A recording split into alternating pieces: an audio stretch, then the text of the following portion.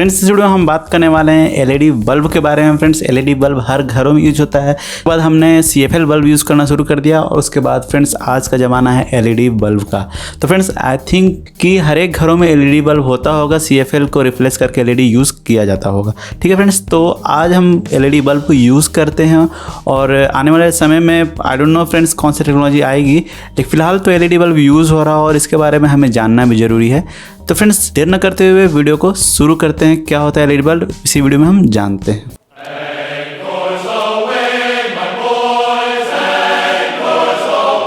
तो फ्रेंड्स ये देखिए मेरे हाथ में एक एलईडी बल्ब, ये आप देख सकते हैं। ये काफ़ी लाइट वेट होता है और ये देखने में भी खूबसूरत दिखता है और ये इनडायरेक्ट लाइट मेथड का इसमें यूज़ किया जाता है, जिसमें ये देखिए यहाँ पर ये जो ऊपर वाला है ये पोर्शन ब्लर होता है ताकि आपका एलईडी जो है एलईडी की लाइट ऑलमोस्ट इक्वल डिस्ट्रीब्यूट हो। ठीक है फ्रेंड्स, तो इसमें मैं बता दूँ कि देखिए यहाँ पर कुछ रूल्स भी यहाँ पर दिए हुए हैं। रूल्स क्या है फ्रेंड्स, देखिए जैसे कि यहाँ पर इसमें लिखा हुआ है BEE। BEE का फुल फॉर्म होता है यहाँ पर friend bureau of energy efficiency. Friends BEE जो ये आप देख पा रहे हैं यहाँ पर, ये देखिए BEE लिखा हुआ है यहाँ पर। तो ये जो BEE होता है फ्रेंड्स, ये एक्चुअली हर एक होम अप्लायंस कंपोनेंट में आपको ये लेवल देखने को मिल जाएगा। फ्रेंड्स इसका मतलब होता है कि आपका जो भी कंपोनेंट है, जो भी होम अप्लायंस है, वो कितना एनर्जी एफिशिएंट है, मतलब कितना आप एनर्जी को बचत कर सकते हैं। फ्रेंड्स अगर आपके घर में फ्रीज है, एसी है, कूलर है, या फिर आपके घर में कोई टीवी है, वो वॉशिंग मशीन है, तो ये सारे चीज़ में आपको BEE लेवल मिलेगा। और BEE लेवल को एफिशिएंसी को दर्शाने के लिए यहाँ पर BEE ने स्टार का यूज़ किया है। मतलब friends 1 star, 2 star, 3 star, 4 star का यूज़ किया जाता है और हर एक साल ये रिव्यू होता है, हर एक साल ये चेंज किया जाता है स्टार का वैल्यू को। जैसे फ्रेंड्स जैसे कि मैं बात कर रहा हूँ कि किसी मान लीजिए किसी फ्रिज में 4 स्टार है, तो हो सकता है उसका प्रेजेंट के टाइम में उसका एफिशिएंसी लेवल कुछ अलग हो, तो हर एक साल ये रिव्यू होता रहता है। टीवी के लिए किसी भी केस में उसका स्टार का रिव्यू होता है।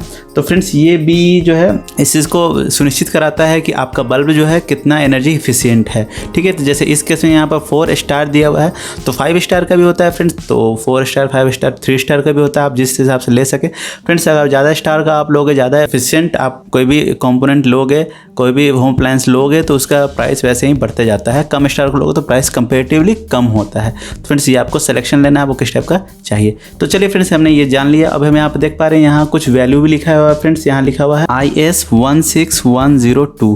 फ्रेंड्स कहने का अर्थ है कि इस स्टैंडर्ड के थ्रू ये बल्ब को डिज़ाइन किया गया है। एक्चुअली फ्रेंड्स ये सेल्फ प्लास्टर्ड LED है, मतलब कि ये एक IS स्टैंडर्ड है। पार्ट 1 में इस बल्ब के बारे में जिक्र है। कहने का अर्थ है कि LED बल्ब के बारे में जिक्र है कि किस तरह का LED बल्ब होना चाहिए, क्या क्या पैरामीटर्स होना चाहिए।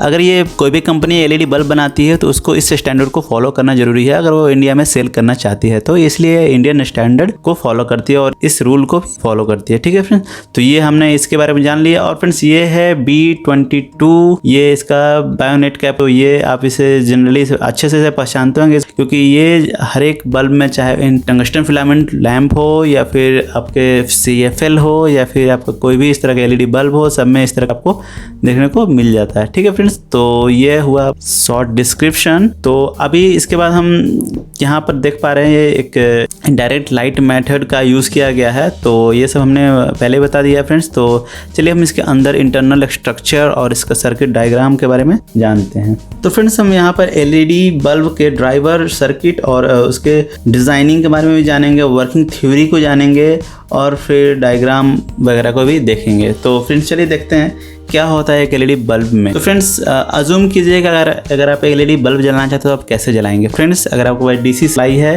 तो आप डेफिनेटली उसे यूज़ करके जला सकते हैं। आप उसको उस बल्ब के अकॉर्डिंग लिमिटेड वोल्टेज दे करके आप उस LED बल्ब को जला सकते हैं। लेकिन फ्रेंड्स यहाँ पर चुनौती यहाँ आ जाती है कि इसी बल्ब को आपको इसी सप्लाई से इसे ग्लो कराना है। तो उसके लिए फ्रेंड्स आपको कुछ कंपोनेंट की ज़रूरत पड़ेगी, कुछ थ्योरीज की ज़रूरत पड़ेगी जो मैं आपको इस वीडियो में बताने वाला हूँ। देखिए फ्रेंड्स ये है आपका LED और ये उसका हीट सिंक या देख पा रहे हैं, और ये देखिए फ्रेंड्स कुछ सर्किट्स है यहाँ पर दिखाया जा रहा है। ये देखिए ग्रीन कलर के PCB में ये सोल्डरेड है। ये देखिए उसके कुछ कंपोनेंट ऊपर लगे हुए हैं और कुछ जो हैं इसके सर्किट के पास भी लगे हुए हैं। ठीक है, तो ये चीज़ है, मैं आपको इसके बारे में डिटेल में बताऊंगा। तो मैं इसको डायग्राम को थोड़ी से बताऊंगा क्योंकि यहाँ पर इसे बताना थोड़ा कॉम्प्लिकेटेड हो जाता है। ठीक है, अब यहाँ पर अच्छे से समझ भी नहीं पाएंगे, फिर भी मैं इसको साथ ही साथ इसको भी मैं बताते चलूँगा। तो फिलहाल आप जान लीजिए फ्रेंड्स, ये है LED। इसमें देख कितने LEDs लगे हुए हैं, 1 2 3 4 5 6 7 8 9। ओके, तो 9 LED है। एक्चुअली 9 वाट के बल्ब है, तो मैं मान के चलता हूँ कि हर एक LED जो होगा 1 वाट कंज्यूम करता होगा। ठीक है, तो ये होने के बाद फ्रेंड्स यहाँ कुछ कंपोनेंट लगे हुए हैं। कंपोनेंट कौन कौन से हैं देखिए फ्रेंड्स, जैसे कि यहाँ पर एक कैपेसिटर लगा हुआ है, ये कुछ ट्रांसफार्मर है, एक कह सकते हैं आप, ये भी एक कैपेसिटर है, नॉन पोलराइज कैपेसिटर, ये पोलराइज कैपेसिटर है, और ये है ड्रम इंडक्टर। ठीक है, ये कुछ रेजिस्टेंस है, और ये है आपका MOV। ये ब्लू कलर का जो आप देख रहे हैं वो है आपका MOV। तो चलिए हम देखते हैं और इसमें क्या क्या हुआ है। इधर साइड फ्रेंड्स देखिए, यहाँ पर कुछ सर्किट ड्राइवर लगे हुए हैं। LED बल्ब को लिए जो ड्राइवर यूज़ करते हैं वो ड्राइवर लगे हुए हैं। ये देखिए फ्रेंड्स, ये जो है आपका यहाँ पर फ्रेंड्स, ये है आपका ब्रिज रेक्टिफायर, जो कि आपने नहीं देखा होगा कभी शायद इस तरह का ब्रिज रेक्टिफायर, लेकिन ये एक्चुअली ब्रिज रेक्टिफायर ही है। ये 1 एम्पियर तक आप यूज़ कर सकते हैं। ठीक है, और ये है आपका एक डायोड। ठीक है, ये कुछ छोटे छोटे जो कंपोनेंट है वो आपके रेसिस्टेंस है। ठीक है, ये छोटे छोटे जो हैं। तो चलिए हम इसके बाद देखते हैं डायग्राम क्या कहता है। फ्रेंड्स, यहाँ पर हम ड्रॉ कर लेते हैं सबसे पहले पावर सप्लाई, जो कि यहाँ पर आपको LED बल्ब को देना है, जो कि AC रहता है। ठीक है, ये इनपुट में हमारा AC जाता है। तो इस पावर सप्लाई को हमने यहाँ पर ड्रॉ कर लिया है। पावर सप्लाई आता है, यहाँ पर कुछ सेफ्टी फ्यूज़ होता है, ये ऑलमोस्ट 48 ओम का रहता है, तो आप इसे यूज़ कर सकते हैं। उसके बाद मैं आपको बताया था यहाँ पर फ्रेंड्स एक MOV रहता है, यहाँ पर मतलब कि एक सेफ्टी डिवाइस रहता है, इसको वैरिस्टर भी बोलते हैं, ये लगा रहता है। ये इस वैरिस्टर के बाद फ्रेंड्स अगर आप आगे बढ़ेंगे, ये पैरेलल में लगा होता है वैरिस्टर। ये मैं बता रहा हूँ फ्रेंड्स प्रोटेक्शन सर्किट के बारे में फिलहाल। तो ये इसमें जो प्रोटेक्शन सर्किट यूज़ करते हैं वो इनिशियली होता है, मतलब कि इनपुट साइड ही ये यूज़ होता है प्रोटेक्शन सर्किट। उसके बाद फ्रेंड्स यहाँ पर एक कैपेसिटर भी हम यूज़ करते हैं। ये कैपेसिटर, ये सेरेमिक कैपेसिटर होता है एक्चुअली। तो ये पावर फैक्टर इंप्रूव करने के लिए यहाँ पर हम लोग सेरेमिक कैपेसिटर को यूज़ करते हैं। ठीक है फ्रेंड्स, तो ये कैपेसिटर यूज़ करने के बाद हम यहाँ पर उससे आगे बढ़ते हैं, और उसके बाद हम यहाँ पर मैं आपको बता रहा था ब्रिज रेक्टिफायर होता है। तो ये है फ्रेंड्स ब्रिज रेक्टिफायर, जिसमें AC सप्लाई आता है और DC सप्लाई आउट होता है। ठीक है, तो यहाँ हमने इसे ड्रॉ कर लिया है। यहाँ तक फ्रेंड्स, यहाँ से यहाँ तक का आपका जो सर्किट हुआ वो सेफ्टी के लिए प्रोटेक्शन सर्किट हुआ। ठीक है, उसके बाद यहाँ से जो आपका सर्किट होगा, यहाँ से ये जो सर्किट है ये ब्रिज रेक्टिफायर, यानी कि कुछ यहाँ तक मान लो आप, तो ये आपका हो गया रेक्टिफायर सर्किट। ठीक है, तो हमने यहाँ पर ये कर लिया फ्रेंड्स, प्लस और माइनस हमारा बाहर आ गया। उसके बाद हमने यहाँ दोबारा यहाँ पर एक कैपेसिटर ड्रॉ कर लिया है। कैपेसिटर ये ड्रॉ करने के बाद फ्रेंड्स ये हम आगे बढ़ा देंगे। यहाँ आगे बढ़ाते हुए, क्योंकि ये आउटपुट साइड है, ये ऑलमोस्ट DC बन चुका है फ्रेंड्स, क्योंकि ये ब्रिज रेक्टिफायर से हमें DC मिलता है, फ्लस्टिंग DC मिलता है। फ्लस्टिंग DC से ये कैपेसिटर लगा के हम ऑलमोस्ट DC बनाते हैं। तो फ्रेंड्स यहाँ तक हमने इसे ड्रॉ कर लिया है। तो चलिए फ्रेंड्स, हमने यहाँ पर रेक्टिफायर सर्किट और प्रोटेक्शन सर्किट को यूज़ कर लिया है। उसके बाद हम चलते हैं यहाँ पर IC की। तो फ्रेंड्स हमारे पास एक IC है जिसे हम LED ड्राइवर बोल सकते हैं। तो ये 8 पिन का ड्राइवर होता है, तो इसे आप ध्यान में रखिए। हर एक LED भी आप चाहे किसी भी कंपनी का LED ले लो, आपको ये ड्राइवर मिलेगा। और यहाँ पर फ्रेंड डॉट रहता है। फ्रेंड्स ये डॉट से यहाँ पर आप एंटी क्लॉकवाइज यहाँ पर आप काउंट करना शुरू कर देंगे, जैसे कि यहाँ पर 1, यहाँ पर 2, यहाँ पर 3, यहाँ पर 4, ये रहा 5, 6, 7, 8। ठीक है, तो ये यहाँ से पिन काउंट होगा फ्रेंड्स। किसी भी IC का पिन ऐसे ही काउंट करते हैं, 1 2 3 4 5 6 7 8। तो ये एंटी क्लॉकवाइज जाएगा और कंप्लीट हो जाएगा। ठीक है, तो ये हमारा ड्राइवर IC है। तो फ्रेंड्स यहाँ पर हमें क्या करना होगा, ये हमारा मैं बता दूँ पिन नंबर 1 पिन नंबर 2 क्या क्या होता है। तो फ्रेंड्स पिन नंबर 1 जो होता है, यहाँ पर फ्रीक्वेंसी कंपनसेटर रहता है, कंपनसेट करता है, फ्रीक्वेंसी को बनाए रखता है। दूसरा है फ्रेंड पिन नंबर 2 जो है आपका फीडबैक पिन होता है। ये पिन नंबर 3 जो होता है पावर सप्लाई पिन होता है। पिन नंबर 4 जो होता है सेंसेशन पिन होता है, जो कि इसके अंदर मॉसफेट ड्राइवर होता है, वो उसको सेंस करके सप्लाई देता है, उसके अकॉर्डिंग वर्क करता है। ठीक है, और ये जो होता है पिन नंबर 5 और 6 जो होता है इनिशियल ड्रेन होता है, जो कि आपका मॉसफेट का ड्रेन होता है, इनिशियल ड्रेन जो 5 और 6 रहता है। ठीक है, उसके बाद बात कर लो 7 की, तो फ्रेंड्स किसी में 7 पिन नहीं होता है फ्रेंड्स। इसमें 2 तरह के आईसी यूज़ होते हैं, 7 पिन और 8 पिन के। तो 7 पिन रहे या ना रहे इसका कोई वैल्यू नहीं है। तो चलिए फ्रेंड्स, यहाँ पर ये ऐसा कोई यूज़ नहीं होता है, नॉट रेटेड होता है, ऐसा कोई यूज़ नहीं होता है। और कर ले बात फ्रेंड्स 8 पिन की, तो ये होता है ग्राउंड में, ठीक है। तो पिन नंबर 8 जो था चला जाता है ग्राउंड में। तो हमने ये 8 पिन के बारे में जान लिया है। तो चलिए इसे कुछ कनेक्शंस को देखते हैं कैसे ये करेंगे। फ्रेंड्स सबसे पहले हम क्या करेंगे, ये पिन नंबर 1 और पिन नंबर 1 और 2 के बीच एक कैपेसिटर ऐड कर देंगे, क्योंकि ये फ्रेंड्स फ्रीक्वेंसी कंपनसेटर है, इसलिए यहाँ पर हमें फ्रीक्वेंसी को कंपनसेट करना है, जो कि हम कैपेसिटर की हेल्प से इसे कंपनसेट करते हैं, ठीक है। तो यहाँ पर 2 और 3 को भी यहाँ एक कैपेसिटर लगा देंगे, ठीक है। और जो 2 नंबर है फ्रेंड्स, जैसे कि मैंने आपको तो फीडबैक पिन है और 3 नंबर पावर सप्लाई पिन है। तो फ्रेंड्स मैं आपको बता दूँ, कैपेसिटर भी कई तरह से अलग अलग रोल परफॉर्म करते हैं अलग अलग सर्किट में, जैसे कि कपलिंग करना सर्किट को आइसोलेट करने में, और साथ साथ पावर फैक्टर इम्प्रूव करने में, और आपको कह सकते हैं जैसे कि सर्किट को रेक्टिफाई करने में, मतलब फिल्टर करने में भी कैपेसिटर का यूज़ होता है। फ्रीक्वेंसी कितनी पास करानी है कितनी नहीं करानी है, उसके लिए भी कैपेसिटर का यूज़ करते हैं। तो इसी कारण से यहाँ हम लोग पिन नंबर यहाँ पर 1 और 2 के बीच कैपेसिटर डालें और इसके बीच भी कैपेसिटर डालें। इसकी वैल्यू आप मान सकते हो 2.2 म्यू, ठीक है, और इसकी वैल्यू भी 2.2 म्यू रहेगी, ठीक है। तो ये आप चाहे तो नोट कर सकते हैं। इसे होने के बाद फ्रेंड्स आपको यहाँ पर 5 और 6 को कर देना है शॉर्ट आपस में, क्योंकि ये रहता है शॉर्ट। और यहाँ पर आपको ये जो प्लस निकलता है और इसे आप यहाँ पर कनेक्ट कर दोगे, ठीक है। ये प्लस निकलने के बाद यहाँ पर आपने कनेक्ट कर दिया, यहाँ पे प्लस सप्लाई चला गया और ये माइनस रह गया, ठीक है। तो प्लस और माइनस मिल गया। तो आपको यहाँ पर इस सर्किट में प्लस मिल जाता है इंटरनली। यहाँ से आपको यहाँ पर एक रेजिस्टेंस ऐड करना है हमें। ये रेजिस्टेंस ऐड करने के बाद हम इसे इस पॉइंट से पिन नंबर 2 से इसे कनेक्ट कर देंगे, ठीक है। और यहाँ पर मैं आपको बता दूँ, यहाँ पर एक ट्रांसफार्मर कॉइल आप कह सकते हैं वो यूज़ रहता है। इसे आप यहाँ पर पिन नंबर 2 पर यहाँ पर शॉर्ट कर देंगे, यहाँ पर कनेक्ट कर देंगे, ठीक है।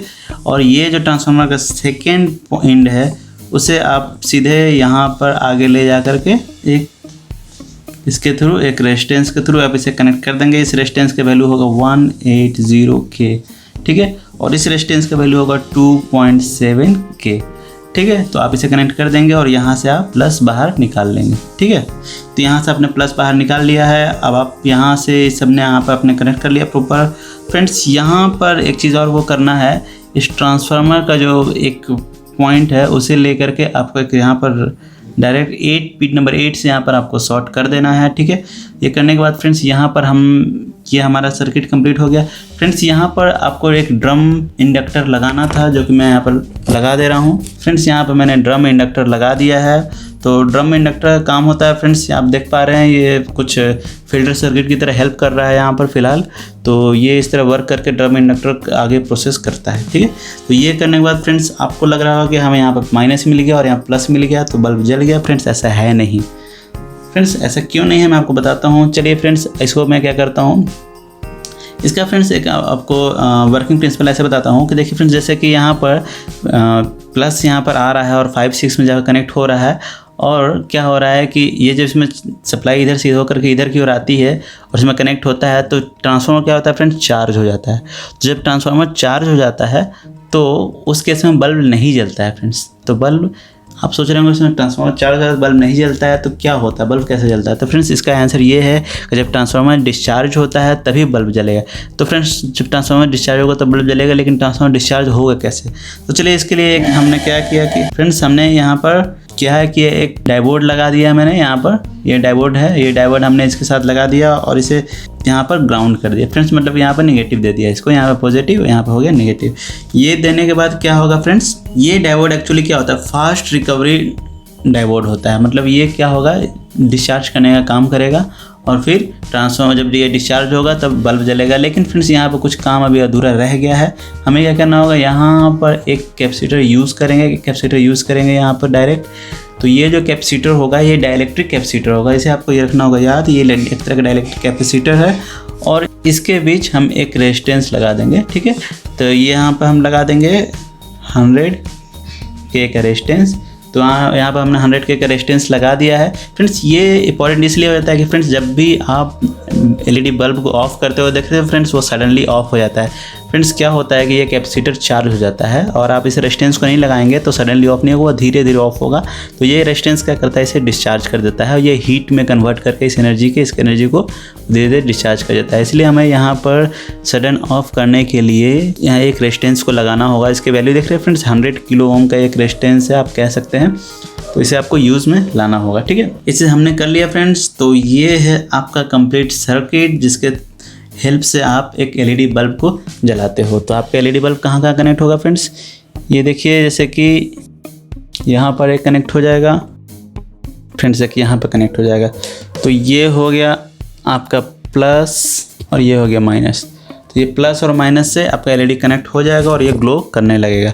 तो फ्रेंड्स इस तरह का कुछ सर्किट डायग्राम होता है एक एलईडी का। जो फ्रेंड्स जैसे कि मैं आपको दिखा पा रहा हूँ, ये है आपका ड्रम इंडक्टर, ठीक है, ये आपका रेजिस्टेंस है और ये आपका एमओवी है और ये कैपेसिटर है जो नॉन पोलराइज कैपेसिटर है, सेरेमिक कैपेसिटर आप बोल सकते हैं। ये है आपका सेरेमिक कैपेसिटर 2.2 माइक्रोफैराड, ये भी है आपका सेरेमिक कैपेसिटर और ये है आपका एलईडी। देख पा रहे हैं फ्रेंड्स यहाँ पे एलईडीज़।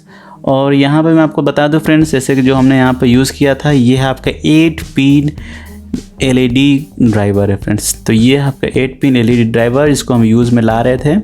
और यहाँ आपको रेक्टिफायर है, ये देखिए। तो ये है आपका ब्रिज रेक्टिफायर, ये रहा आपका डायोड जो मैं आपको बता रहा था, ठीक है। तो इस तरह से कुल सर्किट है फ्रेंड्स। ये देखिए यहाँ पर एक हाई डिस्चार्ज रेजिस्टेंस यूज़ किया गया है। यहाँ पर देखिए कैपेसिटर के पैरेलल में, ये देखिए कैपेसिटर है और उसके पैरेलल में ये है एक रेजिस्टेंस, तो इसे यूज़ किया गया है। और इसके साथ साथ यहाँ पे एक एलईडी बल्ब को यूज़ किया गया है, ठीक है। तो ये छोटे से पीसीबी में इसको माउंट करके सही तरीके से बैठाकर बनाया गया है। तो आप भी इसे घर पे भी बना सकते हैं फ्रेंड्स। आपको ये चीज़, जो चीज़ इसमें लगे हुए उस कंपोनेंट की ज़रूरत होगी, आपको कुछ एलईडीज़ की ज़रूरत होगी, आप इसे बना सकते हैं। और फ्रेंड्स ये आप देख रहे हैं कि इसे एक मेटेलिक ऑब्जेक्ट पर इसे माउंट किया गया है ताकि इसमें जो निकलने वाला जो हीट है जो वो होगा डिसिपेट हो जाएगा, मतलब कि ये बाहर की ओर बाहर निकलेगा, ठीक है। तो इसका सरफेस एरिया ज़्यादा मिलेगा हीट का, तो वो जल्दी कूल हो सकेगा।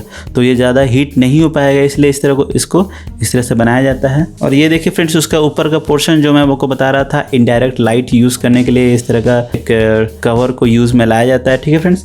और इसमें ये देखिए यहाँ पर भी स्टील को यूज़ में लाया जाए ताकि ये हीट का जो ट्रांसफ़र रेट है और अच्छा हो सके, तो इसलिए इसे यूज़ में लाया जाता है।